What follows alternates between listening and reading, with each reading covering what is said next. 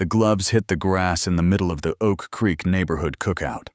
Brandon Sterling, the rich man's son with a black belt in karate, loudly demanded that Caleb Hayes, the quiet single dad from down the street, step out and fight him in front of everyone. Caleb never looked at the gloves. He simply watched every movement Brandon made, then stood perfectly still. Nobody understood why the man everyone had always written off as weak refused absolutely to answer back.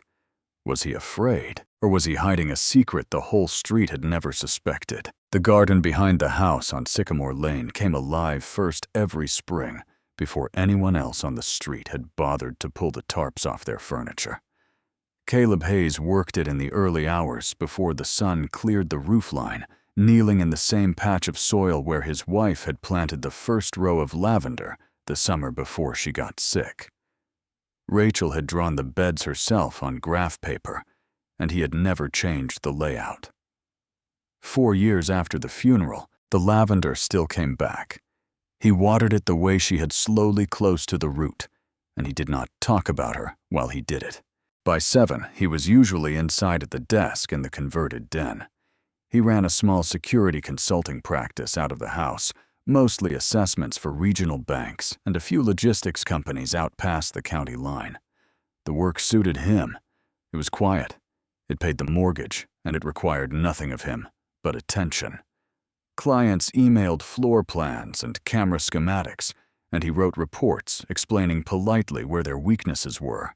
He had a gift for seeing the gap in a system that everyone else had walked past for years. His daughter Sophie was 22 and finishing her final year of college in the next town over, which meant she slept at home most nights and came through the kitchen at odd hours with a laptop under her arm. She had her mother's habit of narrating her day out loud whether anyone answered or not. Caleb usually answered. She made coffee. He made dinner. Neither of them mentioned that the third chair at the table had never been moved. Oak Creek was a comfortable place, 4 streets of well-kept lawns, and a homeowners association that took its bylaws seriously.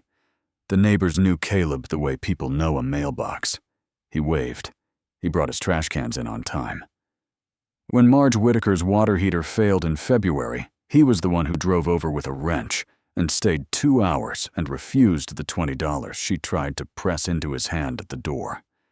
He turned down invitations more often than he accepted them, and after a while people stopped asking, and nobody took offense. He was simply the man in the gray house who kept to himself. What nobody noticed was smaller than that. In the diner on Route 9, he always took the booth in the corner with his back to the wall and a clear line to the door, and he did it without appearing to choose. When a car backfired on the block one August evening, 4 people on the sidewalk flinched and looked up. Caleb had already moved 1 step, putting himself between the noise and Sophie, and he was still standing in that position 2 full seconds before anybody else understood what the sound had been. Then he relaxed, and the moment passed, and no one thought about it again. The only person who had ever remarked on it was an old man named Walter Ellison, who lived at the dead end, where Sycamore met the tree line. Ellison walked his beagle at 6 in the morning and had exchanged perhaps 100 words a year with Caleb, most of them about weather. But the first time they passed each other, the old man had looked at him a moment too long, taken in the way he stood, the way his eyes went to the road before they went to a face, and given him a nod that was not quite a greeting. Caleb had returned it. Neither man said anything. That was the entire history between them.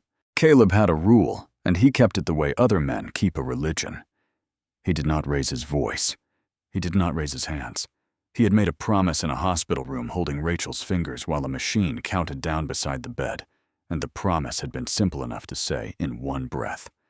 She had asked him to come home all the way, not just his body. She had told him she did not want Sophie living in a house where anyone was afraid, and he had understood exactly what she meant, and he had said yes. He had reasons of his own, too, ones he had never said out loud to anybody. There were things he knew how to do that could not be done halfway. A man trained the way he had been trained does not throw a punch to make a point. He throws it to end something. Caleb had spent 20 years learning that, and 4 years learning to carry it around a quiet street without ever setting it down where someone might see. Silence, as far as he was concerned, was not weakness. It was the only responsible thing a man like him could offer his neighbors. For a long time, the arrangement held. The lavender came back every spring. The reports went out on schedule. Sophie complained about her final semester, and then, on a Saturday in April, a moving truck the length of 2 cars pulled up in front of the empty colonial next door, and the arrangement began to come apart. The Sterlings did not move in so much as arrive. Douglas Sterling had made his money in commercial development, 3 counties' worth of strip centers, and self-storage, and he had the manner of a man who had been the largest figure in every room for 20 years. He shook hands hard. He remembered names. Within a month, he was on the Homeowners Association board and had opinions about the landscaping contract. His son Brandon was 26 and lived in the guest wing, and the first thing the neighborhood learned about him was that he held a black belt. He mentioned it in his second conversation with Marge Whitaker. He mentioned it to the man who came to install the pool heater. He had trophies on a shelf in the garage, visible from the driveway with the door up, and the door was up more often than it needed to be. He was quick and genuinely well-trained, and he had never in his life been in a situation his father could not fix afterward.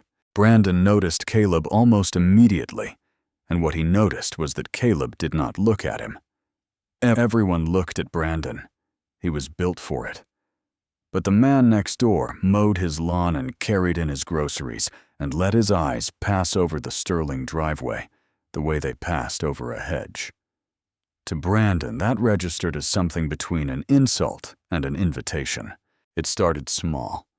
Music from the pool deck at 11 at night aimed over the fence. A truck parked across the end of Caleb's driveway on a Sunday morning moved 40 minutes later with an apology that was not an apology. Brandon calling out across the property line, asking if Caleb needed help lifting the mulch bags, then laughing about it with the 2 friends who had come over to swim. Caleb thanked him and carried the bags himself. By June, it had stopped being small. Someone put a golf ball through the Hayes kitchen window on a Tuesday afternoon, and when Caleb walked over to speak to Douglas about it, Brandon was standing behind his father in the doorway with a club in his hand, waiting to see what would happen. Douglas wrote a check for the glass on the spot, said the words that were expected of him, and closed the door. Caleb walked home, swept up the fragments, and replaced the pane himself the next morning. Sophie lost patience first. She came out to the garden one evening while he was staking the tomatoes and told him flatly that the whole street could hear what Brandon said about him, and that a man on the corner had asked her half-joking whether her father had ever stood up for himself about anything. She said it and then apologized for saying it, and Caleb told her not to. He said that people who need a reaction will eventually stop asking if they never get one. He believed that. It had been true for 4 years. What he did not tell her was what he had seen from the den window that same week. Douglas Sterling, standing on the pool deck, with his hand on his son's shoulder, after Brandon had shouted something over the fence, not correcting him, not walking him back inside, but leaning in and saying something quiet that made Brandon glance toward the Hayes house and smile. Caleb had watched the whole exchange and understood it completely. The father was not embarrassed by the son. The father was steering him. Caleb closed the blinds and went back to his report. Do not react. Do not give them a reason. Keep it away from the house. He was still telling himself that at the end of July on the morning he came out with his coffee and found the garden. The truck tracks came in off the side yard and cut a wide arc through Rachel's beds. Both rows of lavender were pulled out and thrown up against the fence, in a heap, roots exposed and already drying in the sun. The stone border she had set by hand one afternoon in the last good summer had been scattered across the lawn. The tire had gone through the middle of the plot twice forward and back, which meant it had not been an accident. It had taken effort.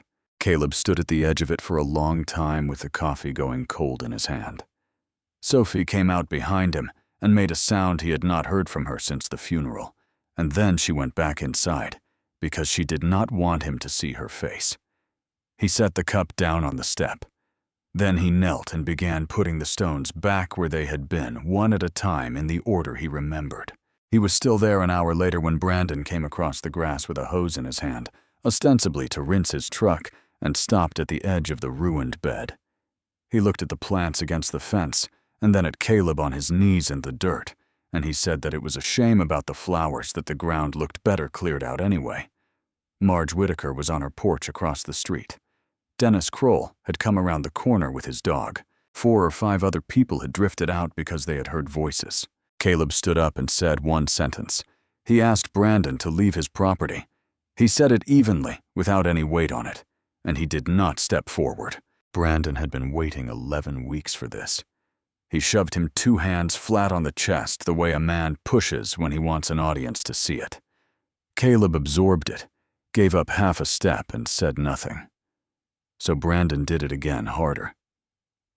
And this time he came in behind the shove, with his weight already committed and his right hand cocked back.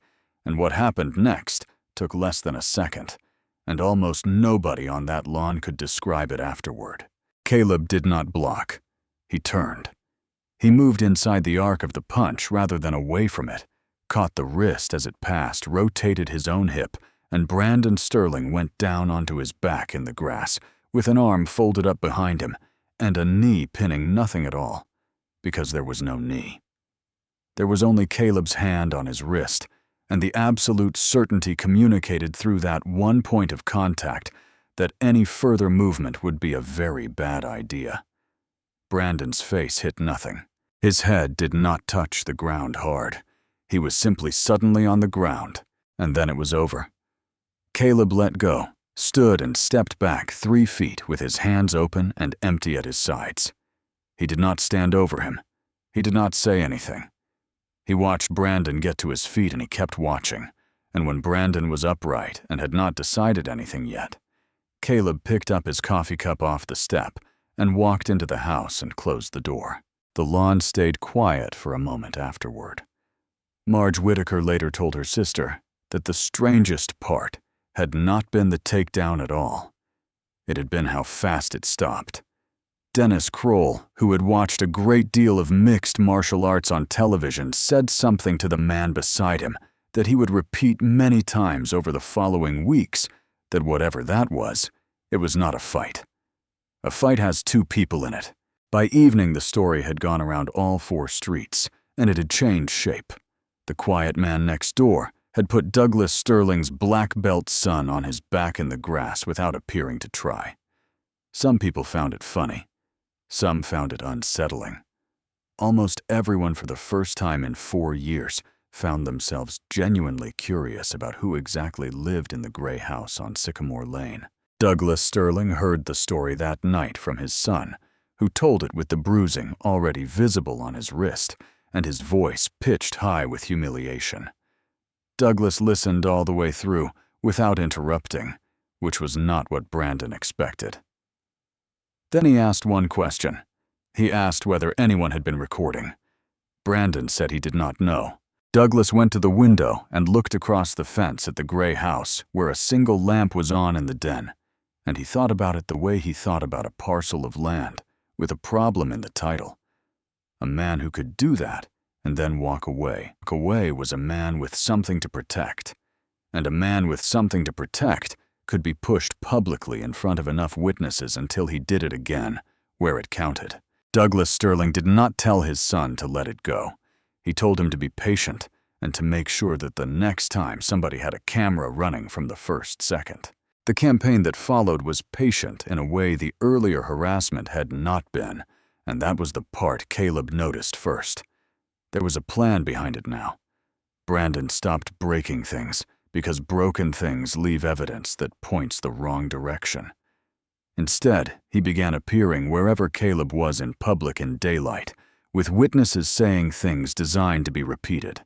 At the hardware store on Route 9, he stood 2 aisles over, and asked loudly whether they sold anything that could put a spine back in a man. At the association meeting in August, he raised a hand and asked the board whether there were rules about residents who assault their neighbors on their own front lawn and let the word assault sit in the room for a while. The word coward came out for the first time in the parking lot of the grocery store, and after that, he used it freely. He used it at the gas pump with 3 cars waiting. He used it over the fence when Sophie was carrying laundry in from the car, loud enough that she stopped walking. He called across the street that a man who hides behind his daughter probably hid behind other people too, back wherever he came from, and Caleb, who was carrying a bag of soil to the side yard, set the bag down, did not turn around, then picked it up again, and kept walking. Sophie found him in the den that night with the report on his screen untouched for an hour. She sat on the arm of his chair and asked a question she had clearly been rehearsing. She asked whether he was ever going to tell her what she was supposed to say when people asked her about him.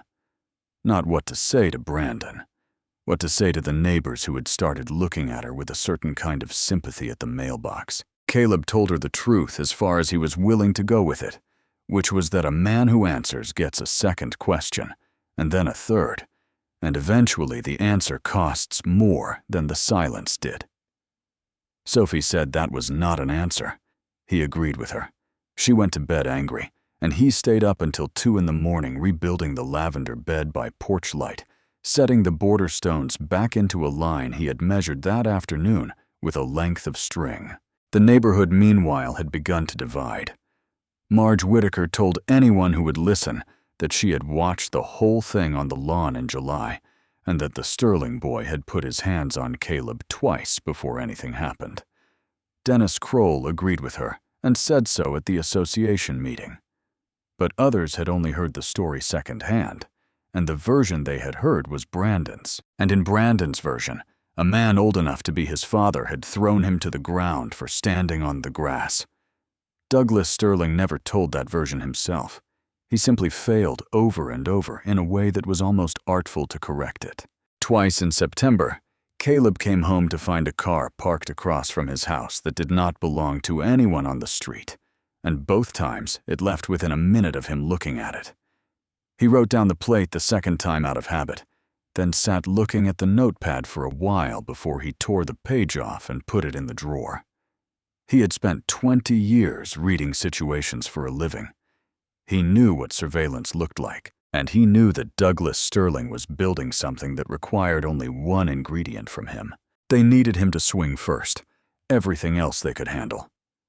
The Oak Creek block party was held the last Saturday of September on the common green at the end of Sycamore, the way it had been every year for 2 decades.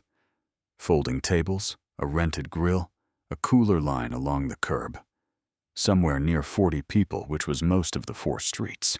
Caleb had not planned to go. Sophie talked him into it, and her argument was the only one that could have worked. She said that if he stopped showing up in public, then Brandon had already gotten what he wanted, and everyone would agree with him about why.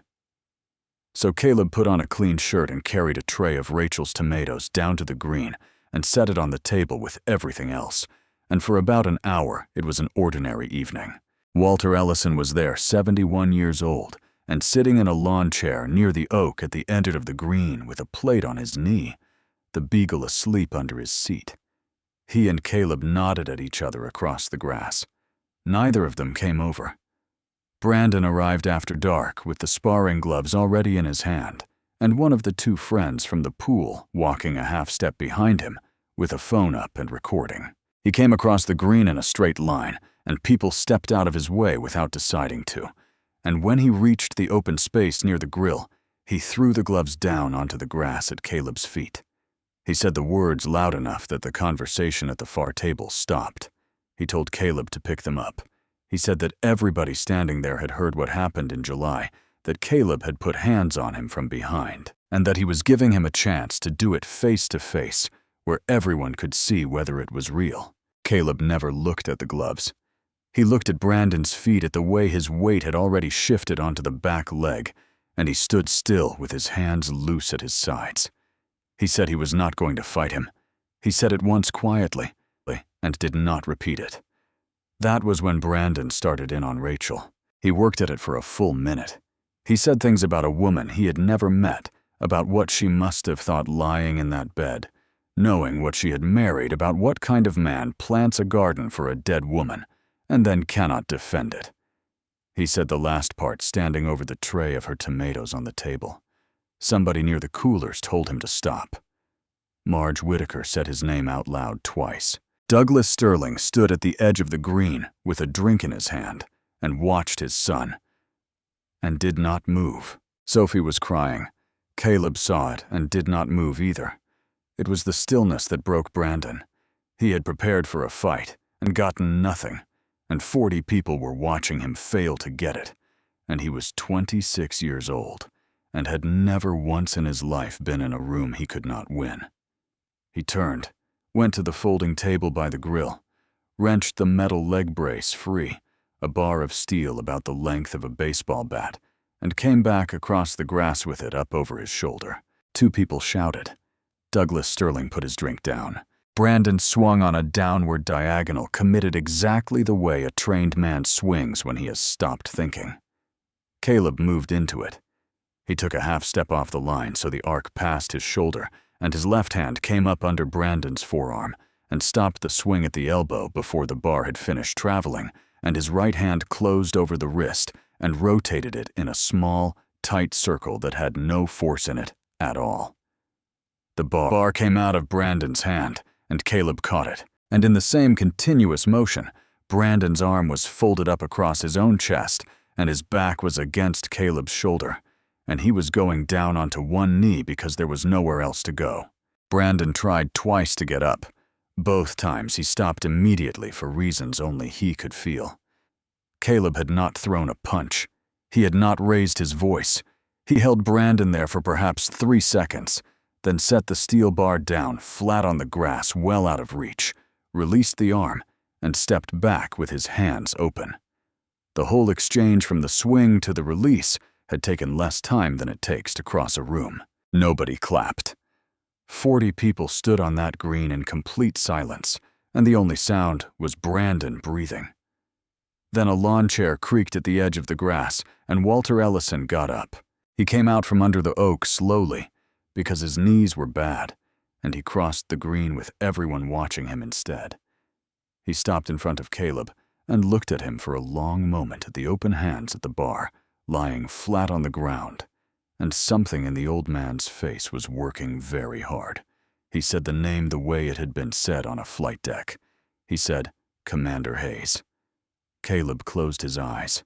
Ellison turned so that his voice carried, and he told them who he was, which most of them had never asked. And then he told them who Caleb was.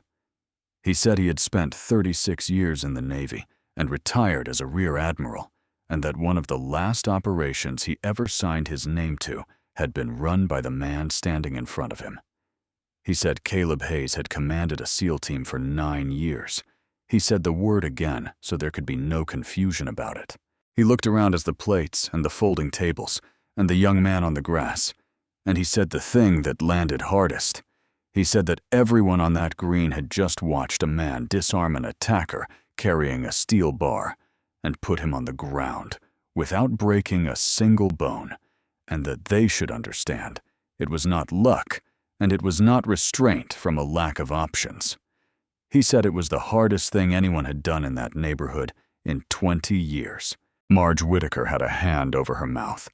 Dennis Kroll was looking down at his own phone, which had been recording since the gloves hit the grass, with the expression of a man holding something hot. Douglas Sterling was looking at his son. Then he looked at Caleb, and he was not surprised, and Caleb saw that too, and understood that Douglas had known something for weeks and had only been waiting to find out how much. Caleb did not speak to Ellison. He did not confirm any of it or deny any of it. He picked up the empty tray that had held Rachel's tomatoes, put his hand on Sophie's back, and walked her home up Sycamore Lane in the dark, while the entire green watched them go. The video went up 11 days later. It ran 41 seconds, and it had been cut with real skill. It opened on Brandon standing with his arms down. It cut to Caleb's hands on him to the takedown to Brandon on his knee with his arm bent behind him. It cut back to Brandon, getting up slowly with his face gone white. The gloves were not in it. The steel bar was not in it. Rachel was not in it.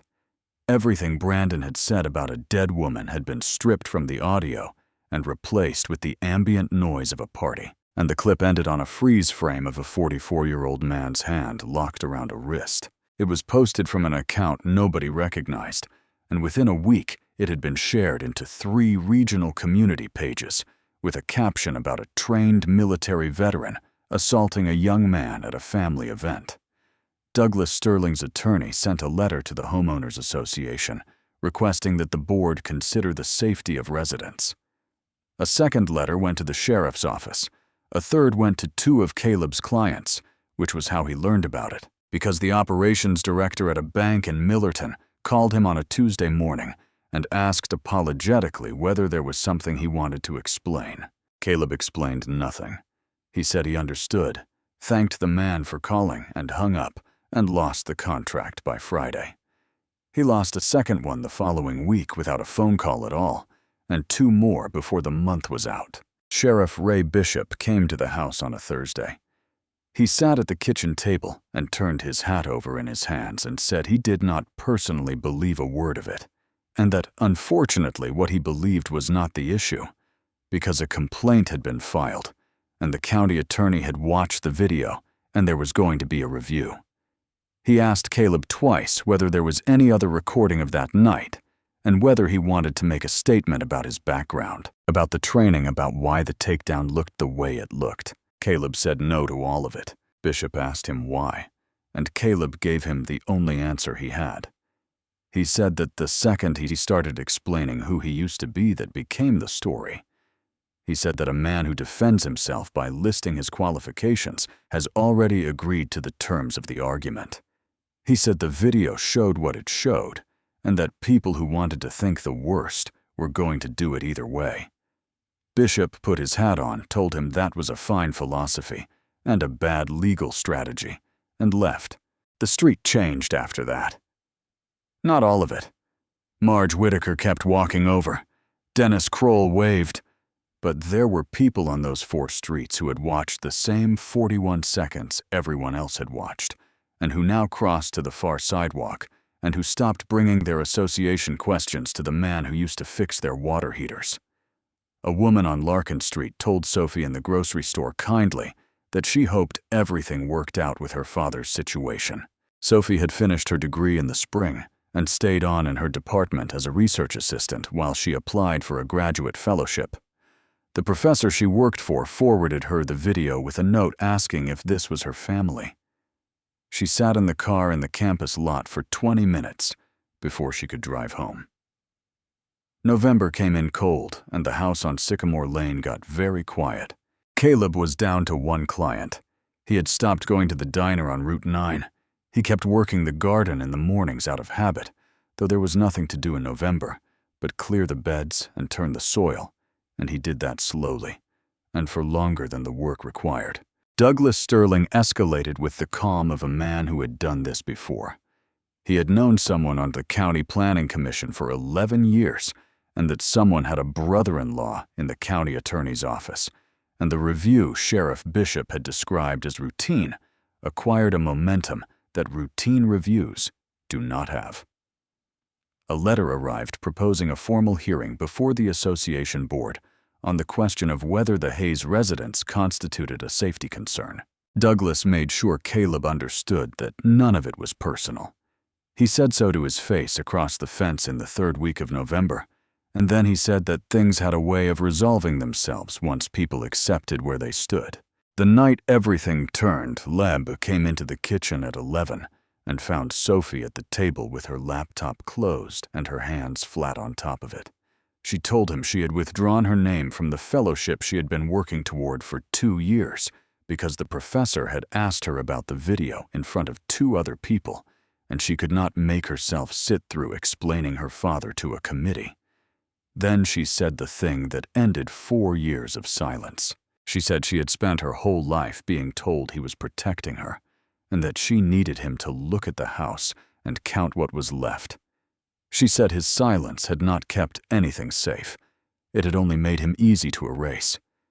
And she said, with her voice completely steady, that her mother had asked him to come home all the way, and that a man who let somebody take his name and his work and his daughter's future without saying one word had not come home at all. He had just gone quiet. Caleb sat down across from her and did not answer. He sat in the kitchen alone for a long time after she went upstairs. Then he went out to the den, took the notepad out of the drawer with the license plate written on it, set it on the desk under the lamp, and looked at it. For 4 years, the rule had been simple. Do not react. Do not explain. Keep it small. Every one of those 4 years had just been used against him, and the only thing his silence had protected was Douglas Sterling. Caleb did not call a lawyer that night. He walked down Sycamore Lane the next morning to the dead end where the pavement met the tree line and knocked on Walter Ellison's door. The old man made coffee and did not ask why he had come. They sat in a front room full of photographs Caleb did not look at, and Caleb said he was not there to ask for a character reference, because a character reference from an admiral was exactly the kind of thing Douglas Sterling would know how to turn into a story about connections. He said he needed something simpler. He needed to know how to make people look at the whole tape instead of 41 seconds of it. Ellison told him that, in his experience, the whole tape was usually sitting in somebody's pocket, and that the only reason it stayed there was that nobody had ever asked the person holding it to be brave. Dennis Kroll had been holding it since the last Saturday in September. He had recorded the entire encounter on the green, from the moment the gloves hit the grass to the moment Caleb walked Sophie home 6 minutes and 19 seconds without a cut. He had not posted it. He had watched the edited version go around the community pages and said nothing, because Douglas Sterling had bought the lot behind his house 18 months earlier and had never built on it. And Dennis had a wife and a mortgage and a very clear understanding of what a man like that could do to a man like him. Caleb went to him on a Tuesday evening and did not argue. He put the situation on the table plainly. A hearing was coming. A review was open. His daughter had pulled her name off a fellowship. Then he said the only thing he had come to say, which was that he was not going to ask Dennis to hand anything over. He was going to ask him to think about what it would be like to watch this end badly and know he could have stopped it, and to let him know either way by the weekend. Dennis Kroll called him Thursday morning. He said he had already sent the file to the sheriff's office, to the association board, and to the county attorney, and that he had done it at 4 in the morning, so he would not have time to talk himself out of it. The full recording did to Douglas Sterling's version exactly what the truth does to a well-built lie, which is not to argue with it, but to make it look ridiculous. It showed Brandon crossing the green with the gloves. It showed him throwing them down. It showed 1 minute and 11 seconds of a young man saying things about a dead woman to her husband's face while 40 people watched. And it showed Caleb Hayes standing with his hands at his sides through all of it. It showed the leg brace come off the table. It showed the swing. And then it showed everything the 41 seconds had removed at normal speed without a cut. And that was the part that changed people's faces. Marge Whitaker watched it in the sheriff's office and had to be given a chair. The board chair watched it twice and then called an emergency session. 9 other neighbors gave statements the same week. Sheriff Ray Bishop drove out to the house on Sycamore Lane on a Friday afternoon and sat at the same kitchen table with the same hat in his hands and told Caleb that the review of his conduct was closed. Then he told him the rest of it. The sheriff's office had subpoenaed the account that posted the edited clip, and the account traced back to a phone registered to a communications firm in Ashford County that had billed Sterling Development $11,000 in October under a line item for reputation services. They had found the emails, too. Douglas had been careful about a great many things, and careless about that one. There were messages instructing the firm on which portion of the footage to remove and why. There was a message discussing which of Caleb's clients should receive the attorney's letter first, and in what order to produce the maximum effect. The emails were also the end of Douglas Sterling's quiet advantage inside the county attorney's office. Once the name of the planning commissioner appeared in the correspondence, the assistant attorney related to him by marriage was removed from the matter within a day, and the file went to a prosecutor who had never heard of Sterling development at all. Bishop said the county was looking at the son for felony assault with a weapon, and at the father for tampering, filing a false report, and conspiracy. Then he said the last thing, which was the reason he had driven out rather than called.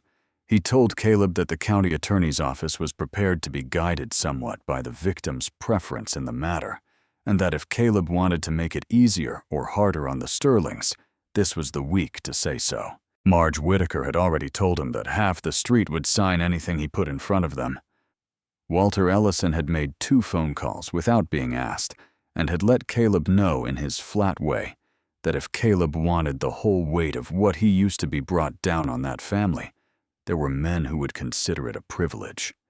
Caleb had the sworn statements, the unedited tape, the emails, and 20 years of goodwill in a uniform he never mentioned. He sat in the den that Friday night with all of it in front of him and understood completely that he could destroy Douglas Sterling. Not defeat him, destroy him. He knew exactly how it would be done and roughly how long it would take. Sophie came in and stood in the doorway and asked him what he was going to do.